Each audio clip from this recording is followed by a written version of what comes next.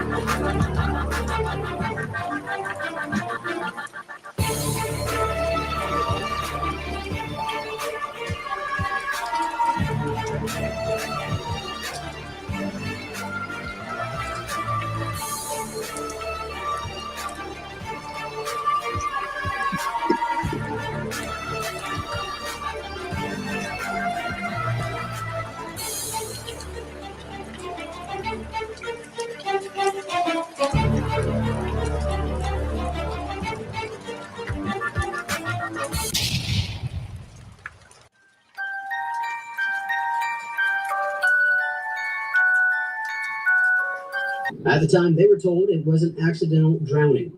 Willard says this year, Skinner's sister gave new evidence that may mean the death was instead of an accident.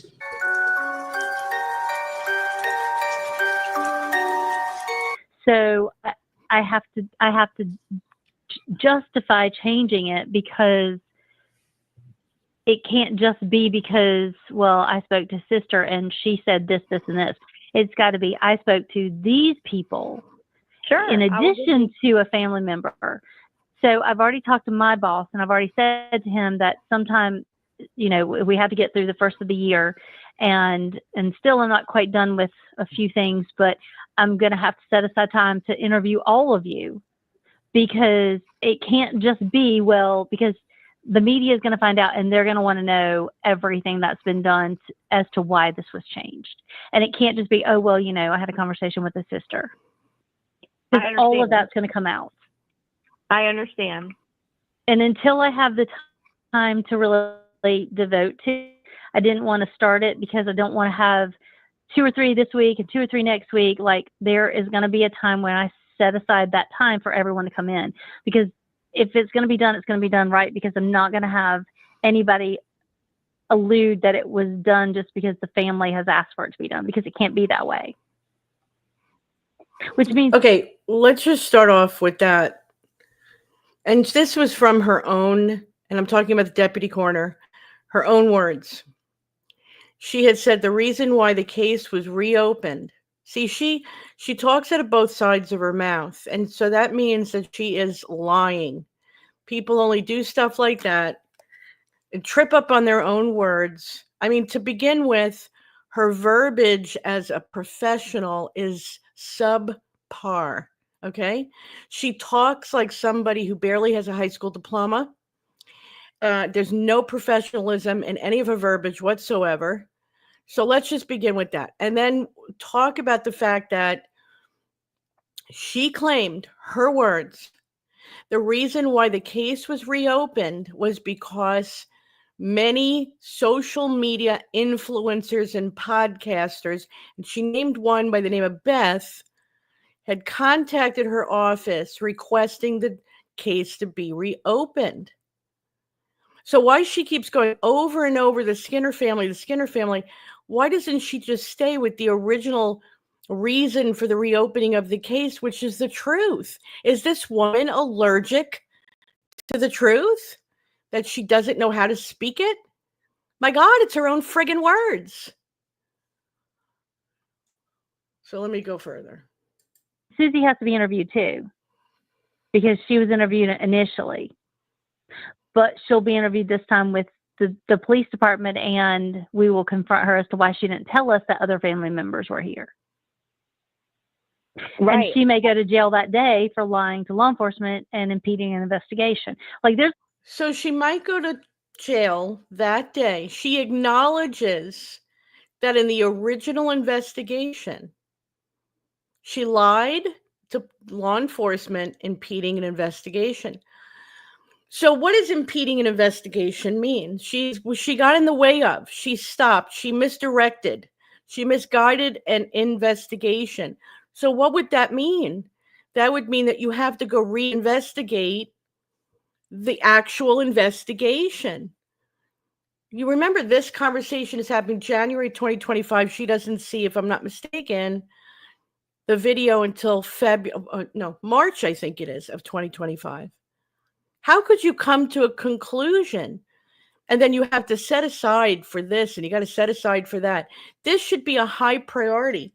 You've got an outcry of the public and the death of a vulnerable person that was not investigated properly under your watch, another one. And so you would think that you would jump on this. Instead, she's circling the drain, trying to point at the Skinner family. Don't tell me for 1 minute this woman isn't in somebody's pocket, because I don't believe it. a lot that will go into that. So it can't just be me, because the police department can charge her. And she should be held accountable for that. And she should be held accountable for that. These are her words. I just want you to make note of that, okay? Which is why I'm so intently trying to do it all at one time, so that, you know, she doesn't get any information and she can't lie about anything else. And that is a problem. Why are you so dependent on what Susie Skinner says? Why does the end result of your investigation dependent on what Susie says or doesn't say? But what does it matter if you interview two people this week and two people next week and what does that have to do with Price Tea in China?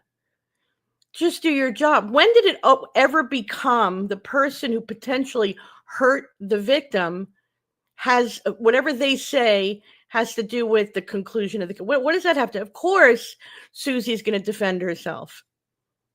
Now, I just want to remind everybody, I want to remind everyone, public outcry. The reason, why was there a public outcry? Micah Miller passed away April 27th, 2024, almost exactly to the day, a month later, in May of 2024, was a court-reported affidavit from Allison, John Paul's first wife, regarding the affair between Susie Skinner and John Paul Miller. You're talking about almost a year before there was information reported in the courts that there was this affair going on pre-Micah's passing, and even before that. So there was always some sort of suspicion now with that coming out into the open. And then there's a public outcry. Why this woman didn't feel even then, let's just play the game that she didn't know, which I don't believe for 1 minute, that there was an affair between John Paul Miller and Susie Skinner. Let's just play that game. If you found out in May of 2024, we all found out in May of 2024. Don't tell me that the cops in Horry County are not watching all of the people that are reporting on Micah Miller. Because if you believe that, I've got some land to sell you in the Everglades. They have been. And that means that it's most likely, since the coroner has been in place for 30 years and she's his cousin, and that's why she's been hired, is the reason why she should have known that there was something going on, something fishy. That was the whole reason why I even covered Chris's death in July, early July of 2024, was the remote control thing came out. This needs to be said because this woman is playing stupid and it's not working. And she's gotten away with it for years. Yes, and she did to the lie. detriment of her children, which honestly pisses me off. That's another good point, Cindy. Thank you very much. I'm going to put that up because it is a great point. I've never heard a professional talk so much. And so what leads me to think somebody who talks this much and is so chatty Cathy, you barely hear anything coming out of Chris's sister Tamara. But this deputy coroner, she's talking like she's backtracking and she's covering her steps and covering other deceit. I have never seen anybody talk so, and she sounds like a high schooler. Really, like the IQ of a tsetse fly, this one. And she just talks and talks and talks. There's nothing professional about this woman. Not in this position.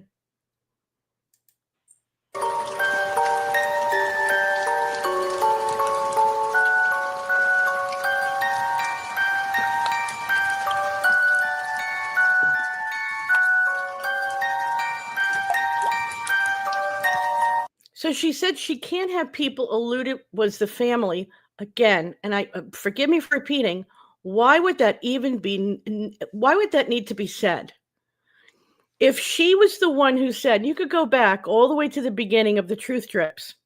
There is a portion where you hear this woman's voice say, the reason we reopened the case is because of the response, calls that came in from the podcasters and the interviewers on social media. That's what she said. It's the whole reason why they reopened the case. So when did it become about the Skinner family? Why is it about the Skinner family? You know why? Because she was following somebody's narrative. That's why she's flipped on, like on a dime.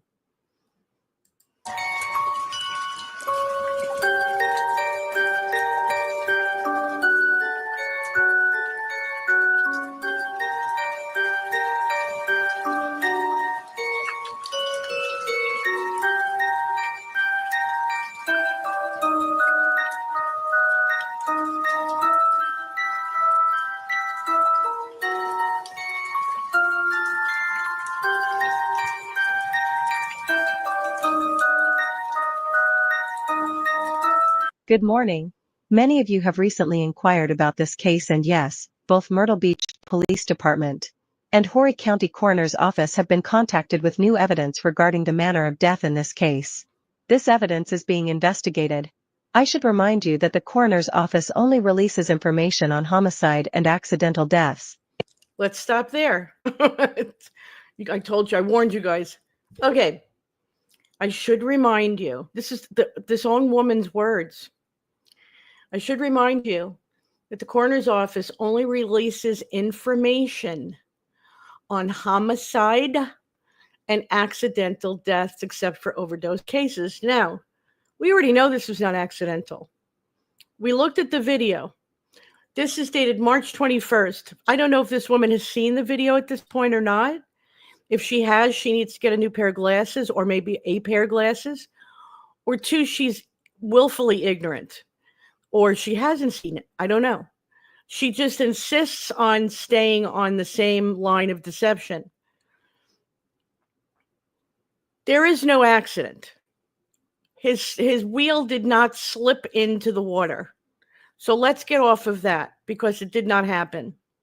Okay? So it's either he drove himself into that pool, which a lot of us don't believe he did, And even if he did, there's still charges that could come against Susie. Or there's homicide.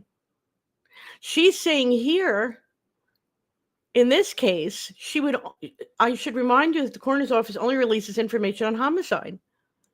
Okay, well, let's follow this up. Let's see what happens. Therefore, you may not receive any additional information on this case from this office.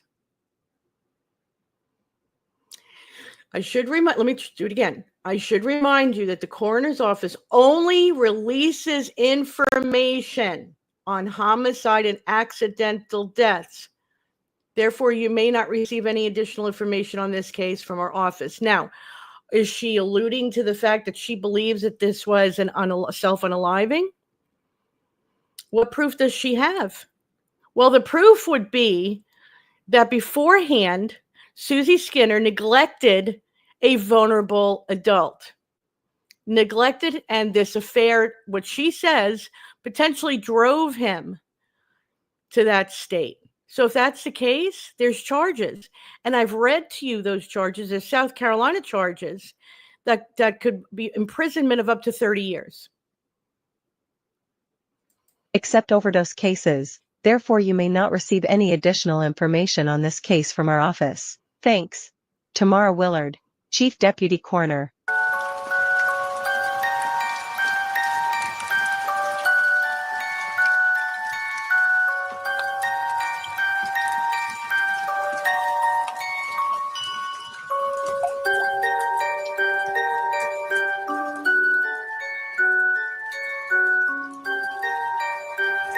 Exactly. So now she is talking to the media. We've seen her. And she could say, well, it's in response of all these charges and accusations that are coming against me. But you're still talking about the potential manner of death of Chris Skinner, which your email says you wouldn't be doing unless it was accidental, which we know it's not, or homicide. So are you alluding to the fact that you know it's a homicide? Anybody? Am I reading this wrong?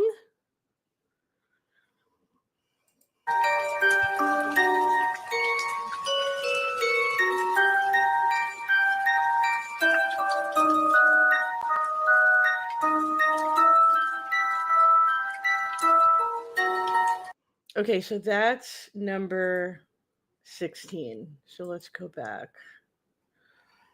All right, so let's just jump right into 17, and then we'll go over. And if I end up interrupting it, we'll talk about the protest in a second, because I just heard about it before the show.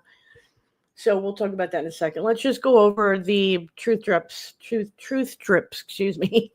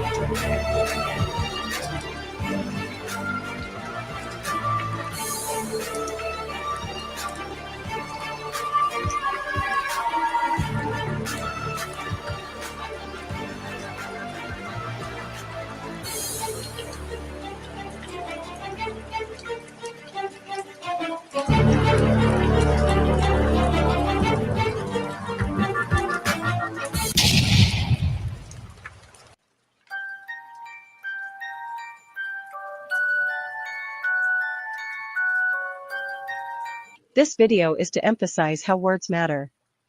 When someone in an authority role fails to uphold their word, it can cause trauma and damage to a family. So let's refresh on audio clips you already heard before introducing a new one. The next clip, pay attention to how the Horry County Chief Deputy Coroner lays out her plan for the family to come in for interviews. Pay attention to the acknowledgement about Chris Skinner's children and the family's relationship. Amy and I have lunch together on Wednesday of next week, and I imagine that will probably set something up for the end of the month, like a week for us to all get together and send out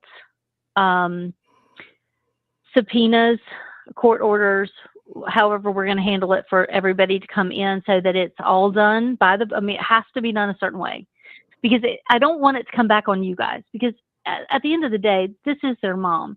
And one day they might just be angry enough at you guys. So it's got to be done the right way. We have to compel you to testify, basically. I don't want to do a full-blown inquest, because that is so expensive. And Stay close to me, Lord. Okay, so why are we discussing a full-blown inquest and its expense with a family member of a man who's passed away under suspicious circumstances that you, Deputy Coroner, refused to investigate properly? What does that have to do with anything? And why would there be, on January 10th, 2025, if you, in your own words, and let me just say to everybody here in the chat, pardon me, if in fact you have not seen all the Truth Drip videos, please do. Because somewhere within there, and they're very short, you could get through them like within an hour. Somewhere within there, this woman admits, and I'm repeating myself again, but sometimes it needs to be repeated. This case was reopened because of a public outcry from social media. Never once did she say the Skinner family asked to reopen this case. Not one time. So why did that become an issue? Why did that even have to be mentioned? I don't have to do that. But what I do need to do is compel everyone to come in and be, for the lack of better words, interrogated. Not that you have to be, but it's just going to solidify the case, if that makes sense, because she's going to fight it. Notice that the Chief Deputy Coroner acknowledges Chris Skinner's children and how the family's compliance can impact the relationship. Now, let's go to the next clip. Right, see what Callie says? Hold on here. Let me just get that. Sorry, got two screens going sometimes. An inquest involves a jury. Do you think a jury of your peers is what these people want to come forward and make a decision on this case? Because if that were to happen, what's going to come out? The truth. She doesn't care about the money. She doesn't want the truth to come out. Where the matter of the children is talked about one more time. And I appreciate, and honestly, Tamara, I appreciate you wanting to protect our family dynamics too, to where like the kids don't think like Tamara, like their aunt sent their mom to jail. But no, that is horrific enough. I mean, even though they will know that you were interviewed, doesn't need to be that it's your fault or your dad's fault or anybody's fault. It is that other things came to light, and now we've got different evidence, and we have to look at it in a different evidence. So when did the Skinner family bring them evidence? Because she says that they never did. And when they were with the police department and there was interviews going on, she says, you guys never. Now, I know she's talking about the initial investigation, but the evidence, this different and new evidence that she's talking about, came from social media, from social media content creators and podcasters. That's where it came from. Why can't she just say that? Why does she keep twisting it? It's almost as if she's going after the character of the Skinner family. different way. I gotcha. And because that's important. Also, and it doesn't have to say that it came from you. It's just evidence. So did the Chief Deputy Coroner give the family assurance that the family would not be blamed and that she cared about their relationship with Chris Skinner's children? So did she uphold her word?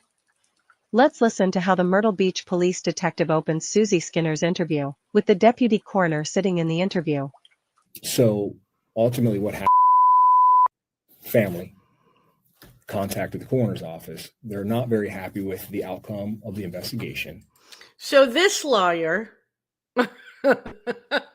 another lawyer, comes out and says, and he's saying to Susie, which would have what? Susie would have told the children. Now, by the way, the deputy coroner is sitting right there. She could have very easily had said, no, no, no. That's not what happened. What happened was it was the social media outrage that requested the reopening of this case. It had nothing to do with the Skinners. She could have very easily said that, but she says nothing. Even if this detective who's questioning Susie was misinformed or did not know, which I do not believe, she could have corrected him and didn't. Which is kind of what I was telling you on the phone. That was just a small audio clip of the interview, but note that during the interview they blame Chris Skinner's sister and family for the reopened investigation. Why are these audio clips important? Well, it's because of what happened after the police interviews had concluded. Chris Skinner's sister received a concerning phone call from her nephew. So, Skinner's sister reached out to the coroner in March 2025 to inquire about whether she upheld her word to the family that they would not be blamed. Let's listen to what the chief deputy coroner tells Chris Skinner's sister. Oh, well, and he also, my nephew said to me, his mom came home and told him that me and my mom and my dad were the ones that requested for it to be reopened, that you guys were going to say that you guys reopened it and we complied. I didn't tell her anything like that. Okay. Because my nephew called and asked me all these questions, and I was like, okay. So maybe she was fishing through her son. So there you have it. She deflected from responsibility and blamed Susie Skinner, stating she must have been fishing for information from her son. Why couldn't she tell Chris Skinner's sister that the detective told Susie Skinner this information in the interview and that she sat right there listening with no care to correct the narration during the police interview? That's right. Instead of be honest with Chris Skinner's sister on the phone, she made up a lie. Keep in mind, in the WPD Channel 15 news article, the Chief Deputy Coroner Willard stated the petition to have her removed from office is made from twisted information and half-truths. So who is really telling twisted information?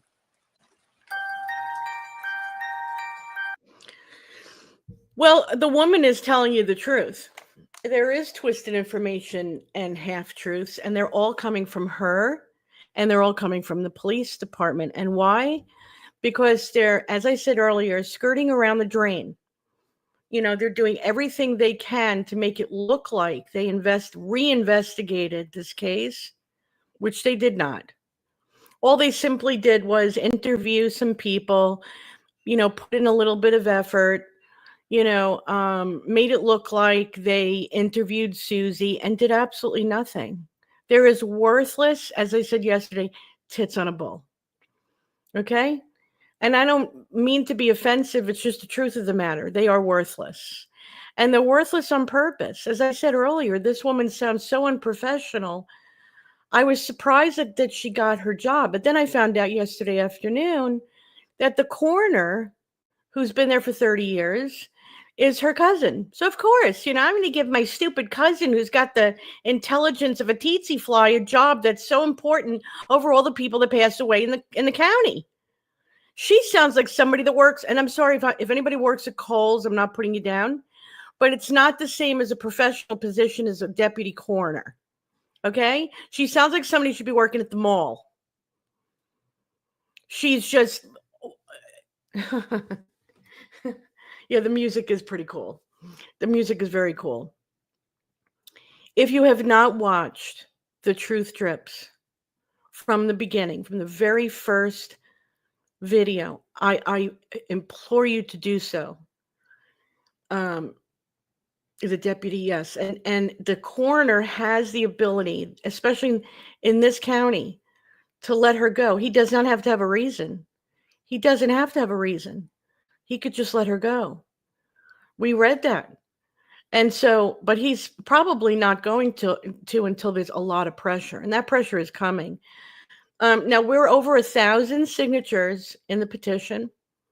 If you have not signed the petition, which is right here on the screen, I'm going to put it in the chat after the show. Please click on it, sign the petition, share it as much as you can. This is not somebody who should be in charge or in control of investigating anybody's death. No matter the manner of death, she should just not be involved in any way. She's not professional. She's deceitful. It looks like and sounds like she protects criminals and potential murderers, and probably because she's in the pocket and the people she works for in the pocket of whomever, possibly John Paul Miller. And so, I feel very bad that Chris's kids had to hear a lie from their mother, which, we can't blame Susie here because Susie is, pretty much told by the detective that it's the Skinner family who wanted this case reopened, which is not true. And there's the, deputy coroner sitting there and doesn't correct it. So she allowed this mistruth to be said. She lied again to the Skinner family about protecting the truth and who really wanted this reopened, and protecting the, dynamic of the Skinner family with Chris's kids. She didn't care. She doesn't care. She doesn't care about Chris. She doesn't care about the Skinner family. And I hate to tell you, anybody that lives in Myrtle Beach, she doesn't care about you either. She doesn't care about you. She doesn't care about your family. And if any of your loved ones pass away, this woman is going to do everything she can to under-investigate it and get paid.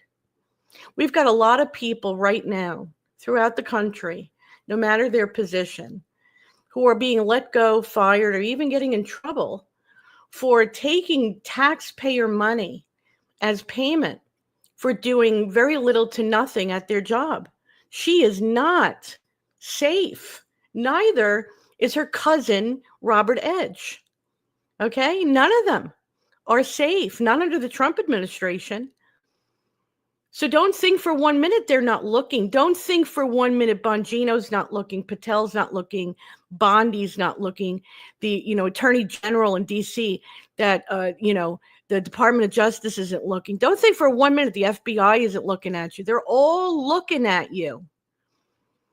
And they're looking at the fact that this vulnerable person passed away in a pool area that he's been to many times throughout a decade. His chair did not accidentally slip into that pool. So that narrative is a no-go. That video is all over social media. Don't think that these higher ups have not seen it. They have. So that's out.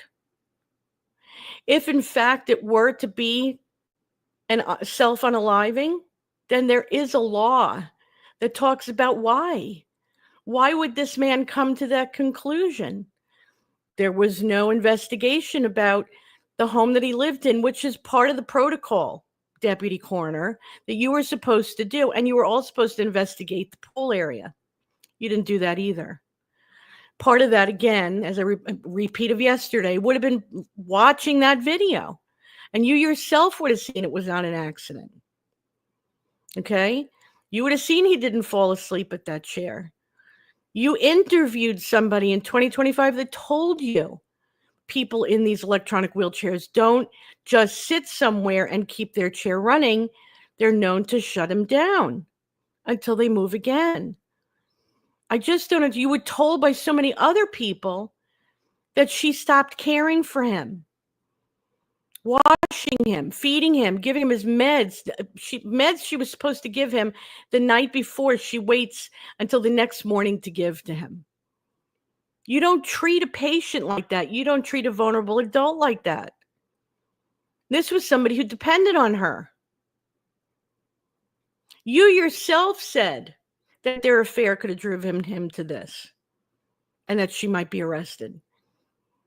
And then you sat there in that interview with Susie and said nothing. You're a liar. And liars don't deserve to be in your position. The people of Myrtle Beach and Horry County don't deserve to have their tax money go into your bank account. And that's just the bottom line. You're a waste of space in that coroner's office. And I don't even think any of you are really needed. Susie does admit neglect. Yes, she does. Yes, she does. She does admit neglect. And so, as I've said earlier, there are, and I've said this in many videos beforehand, it's up to 30 years in prison for the neglect that she gave towards Chris that would have driven him to self-unaliving. A lot of us don't believe there's self-unaliving. Some of us also believe there's a potential for homicide. And I'll tell you what, it seems like the deputy coroner kind of believes that too by her actions. In her email, she says that she doesn't discuss anything in regards to manner of death unless it's homicide or accidental. And I mean, she must know that that video is all over the place and we can see it's not accidental. So what else would it be then? Homicide. Yes. Of course, yes. And on top of that, there was an affair going on, which was very humiliating. So it's not as if she gets to walk away if that is the manner of death. She doesn't. But again, this woman says one thing and does another, and which just proves she should not be in her position. And neither should the one who hired her.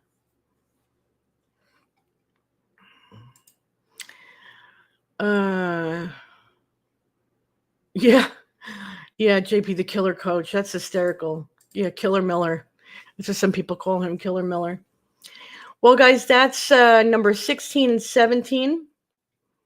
I say look out for 18 and 19. I don't know if it'll be coming out today, but I could see it coming out tomorrow at the latest. And just keep your eyes out for that. If you have not seen, any of the truth drips, please go on the channel on YouTube, start from the very beginning, number one, and go through every one of these videos, and you will see what we're talking about.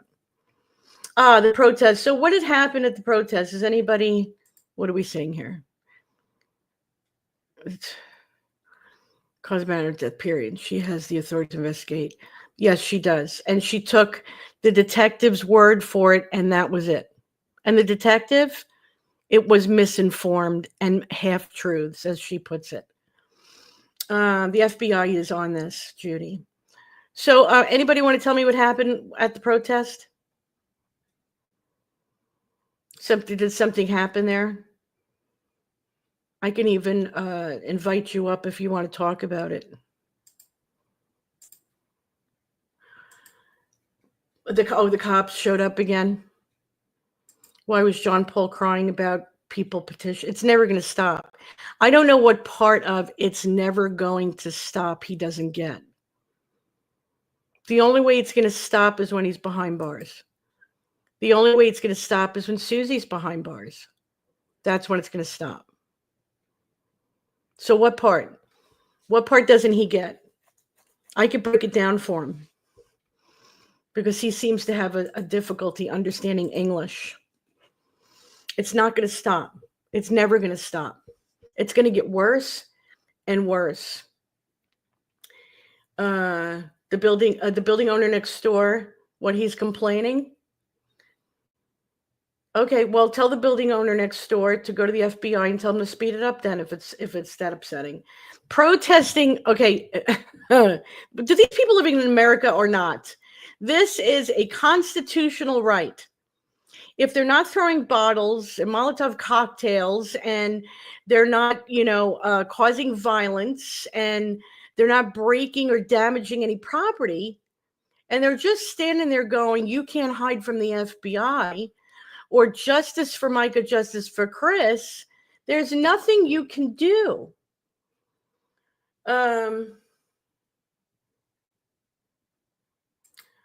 Okay.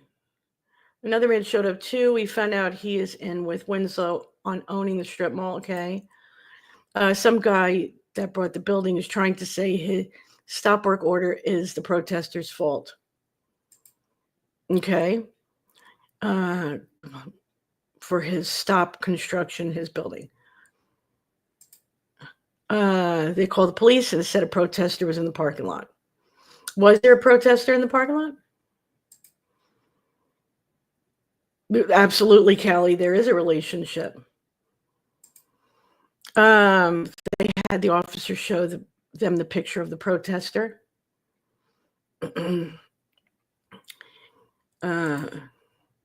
Well, all I could say is he didn't get a work permit. Oh, well, it's okay to break the law for them, isn't it? It's a constitutional right to protest. The parking lot is very possible the property of the building, and so I would suggest staying off of that parking lot. I don't know if we could consider that public property. She was on the right of way. Okay, as long as they're on public property, there's not a damn thing they could do about it. Nothing. They have a constitutional right to protest. We've been saying this for a year now, over a year. And I don't know what part. It's never going to end, okay? And under this administration, if I were them, meaning the people who are at that building, I'd be quiet. I'd be quiet because I'm telling you, it's going to descend down on that area in a way they never expected. It's going to be very unprecedented. It's never happened before. And so this is going to be something they're going to have to get used to or prepared for. And I don't know how they're going to do it or when, but I'm telling you now, it's not going to be small potatoes.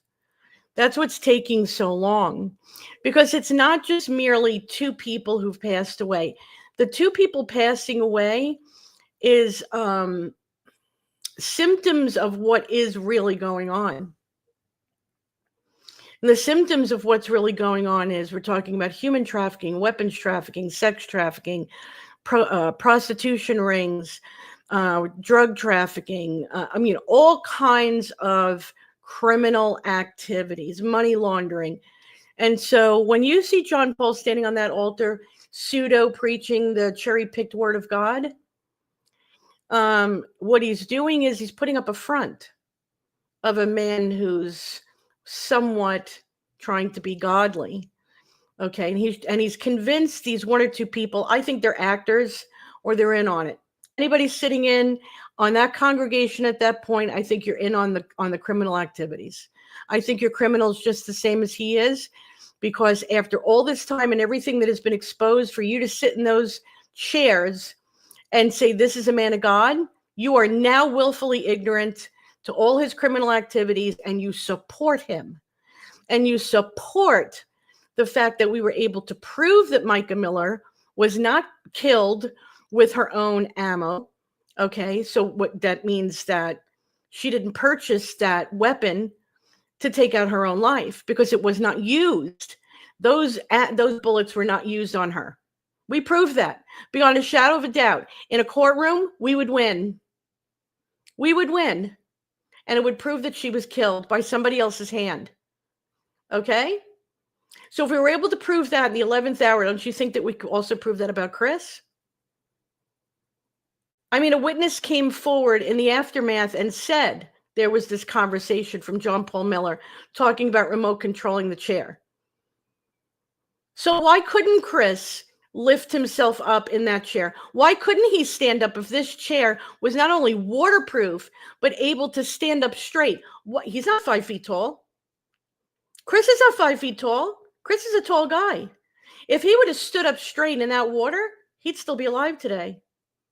Why couldn't he? Because someone else was controlling the chair.